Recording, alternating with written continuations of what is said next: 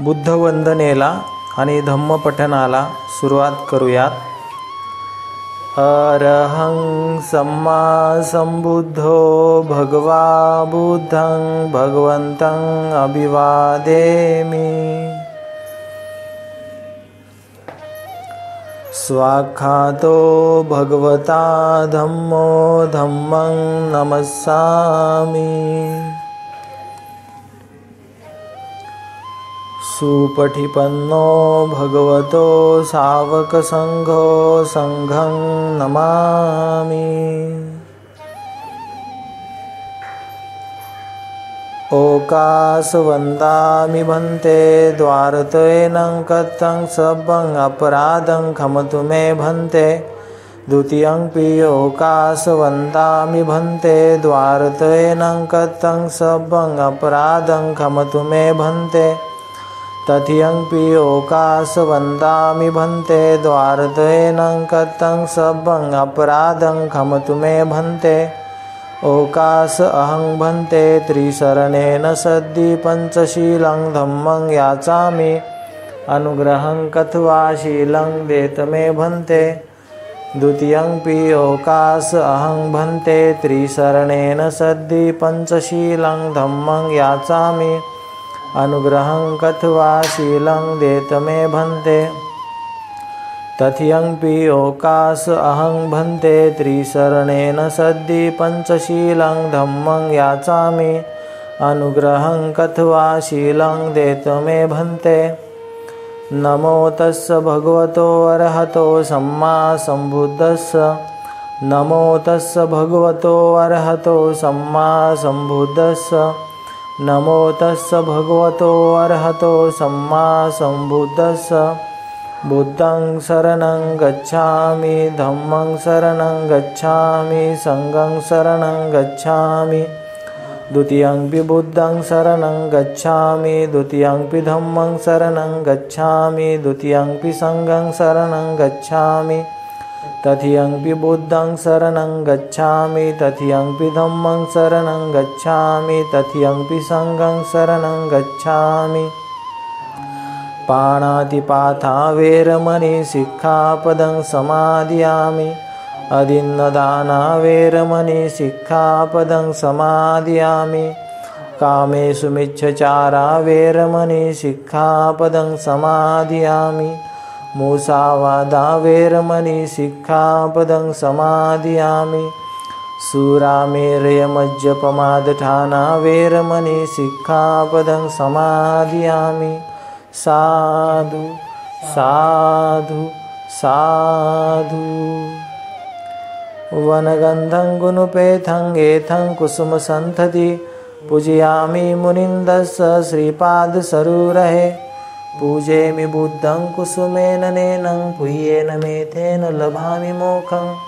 पुष्पमिलायति यथा हिन्दमे कायो तथा याति विनाशभावं. गन्धसंभारयुतेन दीप्तेन सुगन्धिना पूज्ये च पूजनीयन्तं पूजाभाजनमुत्तमं. घनसारपदितेन दीप्तेन तं दनशिनातिलोकदीपं संबुद्धं पूजयामि तमोनुन्दं. सुगन्धिकाय वदनं अनन्तगुणगन्धिना सुगन्धिना गन्धेन पूजयामि तथागतं. बुद्धं धम्मं च संघं सुगततनभवा धातुवधातुगभ्ये. लंकाय जम्बुदीपेति दशपुरवरे नागलोके च धूपे. सभ्यबुद्धः सबिम्बे सखलदशदिशे केशलोमादिधातुवन्दे.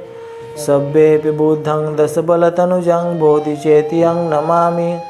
वन्दामि चेत्यं सब्बठानेषु प्रतिष्ठितं. शारीरिकधातु महाबुद्धि बुद्धरूपं सकलं सदा. एष मूल्ये निशिन्नो वसभारी विजयखापत्थु सबयुतं सत्ता वन्दे तं बोधिपादपं. इमे हेते महाबोधि लोकनाथेन पूजिता. अहं पिते नमस्सामि बोधिराजा नमस्तुते.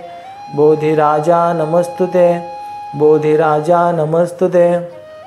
इतिपिसो भगवार्हं सम्मा संबुद्धो विद्याचरण संपन्नो सुगतो लोकविदु अनुत्तरो. पुरुषधम्म सारथि सत्था देव मनुष्यानं बुद्धो भगवाति.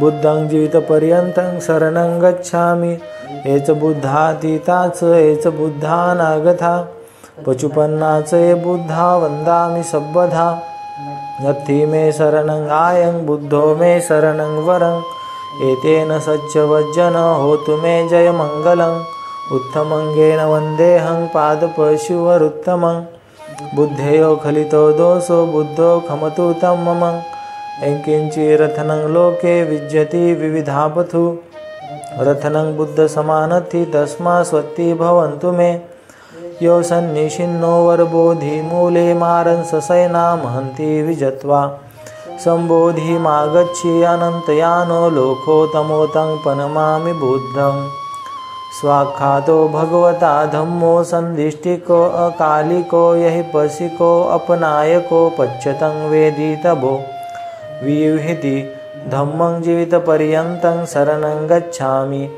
एच धम्मा अतीताच एच धम्मा अनागता पचुपन्नाच ये धम्मा वन्दामि सब्बधा नत्थि मे शरणं आयं धम्मो मे शरणं वरं एतेन सच्चवज्जन होतु मे जय मंगलं उत्तमंगेन वन्देऽहं धम्मं संक्तिविदोतमं धम्मेयो खलितो दोषो धम्मो खमतु तं मम एंकिंचिरथनं लोके विज्यति विविधापथु रथनं धम्म समानथि तस्मा स्वत्ति भवन्तु मे अस्थांगिको अर्योपथो जनानं मोक्षापवेशा उजुकुवमग्गो धम्मायं सन्ति करो पनीथो नियानिको तं पनमामि धम्मं सुपटिपन्नो भगवतो सावक संघो उजुपटिपन्नो भगवतो सावक संघो न्यायपटिपन्नो भगवतो सावक संघो सामीचिपटिपन्नो भगवतो सावक संघो अधिदं चत्तारि पुरिसयुगानि अट्ठपुरिसपुग्गला एष भगवतो सावक संघो आहुनय्यो पाहुनय्यो दक्षिणय्यो अंजलिकरणियो अनुत्तरं पुय्यं खेतं लोकसाहति संघं जीवितपर्यन्तं शरणं गच्छामि एच संघा अतीताच एच संघा अनागता पचुपन्नाच ये संघा वन्दामि सब्बधा नत्थि मे शरणं आयं संघो मे शरणं वरं एतेन सच्चवज्जन होतु मे जय मंगलं उत्तमंगेन वन्देऽहं संघं संक्तिविदोतमं संज्ञेयो खलितो दोषो संघो खमतु तं मम एंकिंचिरथनं लोके विज्यति विविधापथु रथनं संघसमानथि तस्मा स्वत्ति भवन्तु मे संगो विशिद्धो वरदक्षिणीयो सन्तीन्द्रियो सब्बमलपहनियो गुणे हिणेखि समेधिपथो अनासो तं पनमामि संगं इमाय धम्मानुधम्मपटिपथ्या बुद्धं पूजयामि इमाय धम्मानुधम्मपटिपथ्या धम्मं पूजयामि इमाय धम्मानुधम्मपटिपथ्या संघं पूजयामि अद्धायिमाय पटिपथ्या जातिजरा मरणं महापरिमुञ्च स्वामी इमेन पुय्यं कमे नमामे बाले समागमो सतं समागमो होतु यावनिब्बानपथ्या देव वसन्तु कालेन सस्यसम्पत्ति हेतु स फीतो भवतु लोक स राजा भवतु धम्मिको सकलविजं विदुर्यानं देवरूपं सुजीव निमलचक्षु गम्भीरगोसं गौरवर्णं सुखाय अभयचित्तं निभयकामं सुरतधम्मं सुपेम विरथरज्जं सुजननेत्रं भीमरावं सरामि भीमरावं सरामि भीमरावं सरामि दिव्यप्रभरत्नतु मे साधु वरदान्तु मे अद्य कुलभूषन्तु मे भीमराजा सकल विद्यापति ज्ञान सत्संगति शास्त्र शासनमति बुद्धि तेजा पंकजा नरवरा रत्न स्वजन उद्धरा भगवंत आमचाखरा भक्त काजा चौधार संगरी शास्त्र न धरिता करी कापलारी उरी रौद्र रूपा मुक्तिपथ कोण था जीर्ण स्मूर्ती जाळीता उजळिल्यांगतिका मार्गे साजा राष्ट्रघटनाकृती शोभते भारती महामानव बोलती स्वात्त संज्ञा शरणबुद्धासमे शरणधम्मासमे शरणसंघासमे भीमराजा भीमराजा भीमराजा.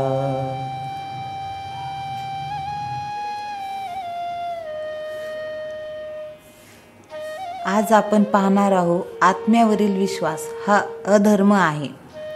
भगवान बुद्धाने म्हटले आहे की आत्म्यावर आधारलेला धर्म हा कल्पनाश्रित धर्म आहे. कोणीही आत्मा पाहिलेला नाही किंवा आत्म्याशी संभाषण केलेले नाही. आत्मा अज्ञात आणि अदृश्य आहे. जी गोष्ट वास्तव आहे ती गोष्ट आत्मा नसून मन आहे. मन हे आत्म्यापासून भिन्न आहे. तथागत म्हणाले, आत्म्यावर विश्वास ठेवणे निरुपयोगी आहे. म्हणून आत्म्यावर आधारलेला धर्म आपल्याला योग्य नाही. असा धर्म केवळ भ्रामक समजुतीचा जनक ठरतो. भगवान बुद्धाने हा प्रश्न येथेच सोडलेला नाही. त्याने त्या प्रश्नाची सांगोपांग चर्चा केली आहे. आत्म्याच्या अस्तित्वावरील विश्वास हा देखील विश्वासाइतकाच सर्वसाधारण आहे. आत्म्याच्या अस्तित्वावरील विश्वास हे ब्राह्मणी धर्माचे एक अंग होते. ब्राह्मणी धर्मात जीवाला आत्मा किंवा आत्मन संबोधितात. ब्राह्मणी धर्मात आत्मा हे त्या तत्वविशेषाला नाम देण्यात आले आहे की जे शरीरापासून वेगळे, परंतु शरीराच्या आत आणि जन्मापासून शरीरात वास्तव करते. आत्म्याच्या अस्तित्वावरील विश्वासात दुसरेही विश्वास अंतर्भूत होतात. आत्मा शरीराबरोबर मरण पावत नाही. तो दुसऱ्या जन्माच्या वेळी दुसऱ्या शरीरात जन्म घेतो. शरीर हे आत्म्याचा एक पेरवाच आहे. भगवान बुद्ध आत्म्यावर विश्वास ठेवीत असे काय?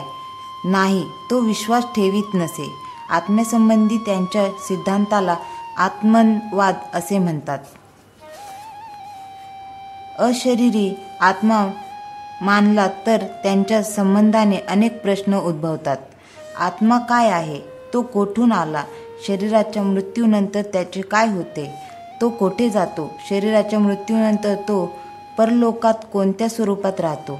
किती काळ तो तेथे राहतो? या सर्व प्रश्नाची उत्तरे बुद्धाने आत्म्याने अस्तित्वात मानणाऱ्या लोकांकडून मागितली. आपल्या फेरतपासणीत आत्म्याची कल्पना किती अस्पष्ट आहे हे त्याने आपल्या नेहमीच्या पद्धतीने दाखविले. जे आत्म्याच्या अस्तित्वावर विश्वास ठेवीत त्यांना आत्म्याचा आकार व आकृती कशी आहे हे विचारले. आनंदाला त्याने सांगितले, आत्म्यासंबंधी नानाविध मते आहे. काही लोक म्हणतात माझ्या आत्म्याला आकार आहे आणि तो अत्यंत सूक्ष्म आहे. दुसरे काही म्हणतात की आत्म्याला रूप आहे आणि तो अनंत आहे आणि सूक्ष्मही आहे. आणखी काही असे म्हणतात तो निराकार आणि अनंत आहे. आनंद आत्म्यासंबंधी नाना प्रकारची मते आहेत. जे आत्म्याच्या अस्तित्वावर विश्वास ठेवतात त्यांची आत्म्यासंबंधी कल्पना काय आहे? हाही बुद्धाचा दुसरा प्रश्न होता. कोणी म्हणतात आत्मा हा सुखदुःखाच्या अनुभवाची क्रिया आहे. दुसरे कोणी म्हणतात की नाही, माझा आत्मा सुखदुःखाच्या अनुभवाची क्रिया नाही, तो अनुभवशील आहे. आणखी दुसरे म्हणतात नाही, माझा आत्मा सुखदुःखाच्या अनुभवाची क्रिया असून अनुभवशीलता हा त्याचा धर्म आहे. आत्म्यासंबंधी अशा विविध कल्पना आहेत. यानंतर बुद्धाने जे आत्म्याच्या अस्तित्वावर विश्वास ठेवतात त्यांना शरीराच्या मरणोत्तर आत्म्याची काय स्थिती होते असा प्रश्न विचारला. त्याने असाही प्रश्न विचारला की शरीराच्या मृत्यूनंतर आत्मा पाहता येतो काय? त्याला अगणित उत्तर अस्पष्ट मिळाले. शरीराच्या मृत्यूनंतर आत्मा आपला आकार कायम राखू शकतो काय? यासंबंधी त्याला 8 भिन्न काल्पनिक उत्तरे मिळाली. आत्मा शरीराबरोबर मरण पावतो काय? यासंबंधीही त्याला अगणित कल्पना आढळल्या.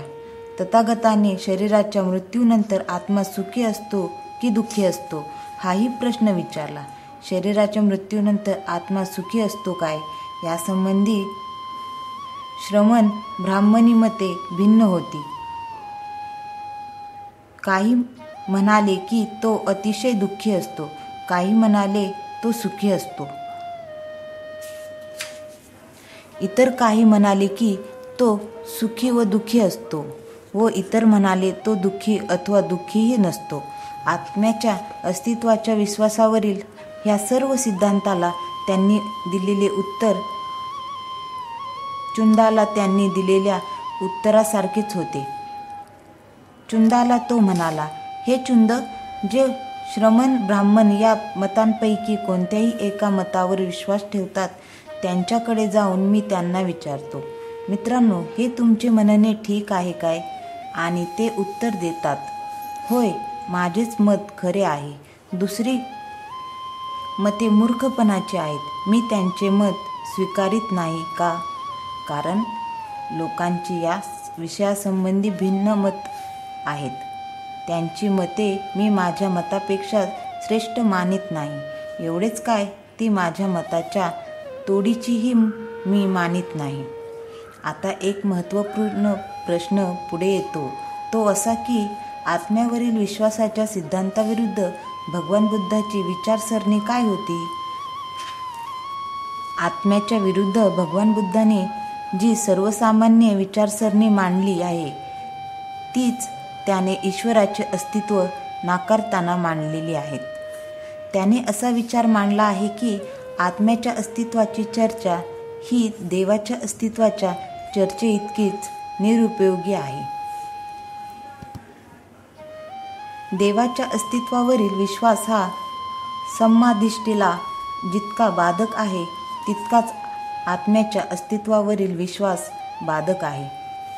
त्याने असे विवेचन केले आहे, देवावरील विश्वास हा ज्या प्रकारे भ्रामक समजुती निर्माण करतो त्याच प्रकारे आत्म्याच्या अस्तित्वावरील विश्वास भ्रामक समजुतींना कारणीभूत होतो. त्यांच्या मते तर आत्म्याच्या अस्तित्वावरील विश्वास हा देवाच्या अस्तित्वावरील विश्वासापेक्षा भयंकर आहे, कारण त्यामुळे पुरोहितवर्ग निर्माण होतो. भ्रामक समजुतीचा मार्ग मोकळा होता. एवढेच नव्हे तर तो पुरोहित वर्गाला माणसाच्या जन्मापासून मृत्यूपर्यंत सत्ता गाजविण्याचा अधिकारही बहाल करतो. या सर्वसाधारण विचारसरणीमुळेच भगवान बुद्धाने आत्म्याच्या अस्तित्वासंबंधी काही दृढपूर्वक मत व्यक्त केलेले नाही असे म्हणतात. दुसरे काही म्हणतात की त्याने आत्म्याच्या अस्तित्वाच्या सिद्धांताचे खंडन केले नाही. आणखी दुसरे काही म्हणतात त्याने या प्रश्नाच्या उत्तराला बगल दिलेली आहे. ही सर्व मत चूक आहेत, कारण त्याने महालीला स्पष्टपणे आणि निश्चित शब्दात सांगितले आहे की आत्मा काही वस्तू नाही. म्हणूनच त्यांच्या सिद्धांताला अनात्मावाद असे म्हणतात. आत्म्याच्या विरुद्ध या सर्वसामान्य विचारसरणीपेक्षाही भगवान बुद्धाने त्याविरुद्ध अगदी खास अशी खंडनकारक विचारसरणी मांडलेली आहे. आत्म्याचे वेगळे असे अस्तित्व स्थापन करणाऱ्या सिद्धांताविरुद्ध भगवान बुद्धाने आपला नामरूप सिद्धांत मांडला. हा नामरूप सिद्धांत विभज्यवादाच्या द्वारे केलेल्या परीक्षणाचा परिणाम आहे. मानव व्यक्तीचा अथवा मानवाच्या अतिशय सूक्ष्म काटेकोर विश्लेषणाचा हा परिणाम आहे. नामरूप ही प्राण्याची सामूहिक संज्ञा आहे. भौतिक आणि मानसिक तत्वांना स्कंद म्हणतात. रूपस्कंद हे प्राधान्याचे पृथ्वी, जल, अग्नी आणि वायू या 4 तत्वाचा परिणाम आहे. हे स्कंदरूप अथवा शरीराचे घटक होत. स्कंदाशिवाय मानस्कंद हीही एक गोष्ट आहे. तेही प्राण्याच्या रचनेचे घटक आहेत. या नामस्कंदाला विज्ञान असे म्हणतात. या नामस्कंदात 3 मानसिक घटक तत्वे आहेत: वेदना, संज्ञा, संस्कार, विज्ञान. या 3 नामस्कंदात समाविष्ट केले जाते. आधुनिक मानसशास्त्रज्ञ कदाचित असे म्हणेल की विज्ञान हाच इतर मानसिक क्रियांचा मूळ स्रोत आहे. विज्ञान कोणत्याही प्राण्याचा केंद्रबिंदू आहे. पृथ्वी, जल, तेज आणि वायू या 4 तत्वाच्या संमिश्रणाने विज्ञान उत्पन्न होतो. भगवान बुद्धाने प्रतिपादित केलेल्या या विज्ञानाच्या उत्पत्तीच्या सिद्धांतावर एक आक्षेप घेतला होता. हे सिद्धांत विरोधी असे विचारतात की विज्ञान याची उत्पत्ती कशी होते. हे सत्य आहे की माणसाच्या जन्माबरोबर विज्ञानाची उत्पत्ती होते आणि त्यांच्या मरणाबरोबर विज्ञानाचा विनाश होतो. तथापि विज्ञान हे 4 भौतिक तत्वाच्या मिश्रणाचा परिणाम असे कसे म्हणता येईल? भगवान बुद्धाचे उत्तर असे नव्हते की या 4 भौतिक तत्वाच्या सद्यस्थितीमुळे किंवा त्यांच्या संमिश्रणाने विज्ञान उत्पत्ती होते.